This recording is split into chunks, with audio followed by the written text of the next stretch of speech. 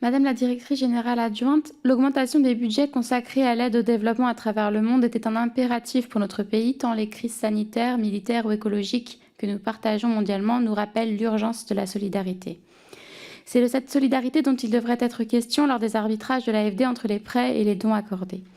Or, sur les 12 milliards d'euros engagés en 2020, 87% étaient des prêts, soit une proportion que l'on ne retrouve nulle part ailleurs en Europe. À cela s'ajoutent les dispositifs de contrats de désendettement et de développement qui ouvrent la porte aux entreprises privées, européennes et françaises, qui profitent ainsi de la fragilité des économies nationales pour acquérir des parts de marché, le tout au nom d'investissements solidaires. On peut légitimement se demander si l'AFD n'aurait pas vocation à soutenir le développement du secteur privé et renforcer la dépendance des pays receveurs.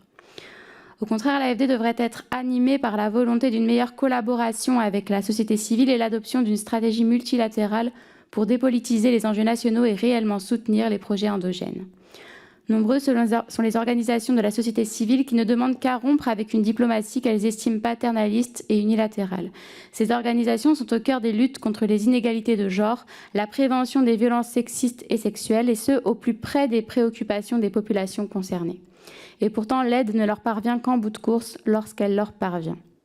Madame Baba Aïssa du Med Women Fund et de CG Féministe exhortait les fonds féministes à transiter par les organismes qui connaissent le terrain et à être flexibles pour s'adapter au contexte des pays.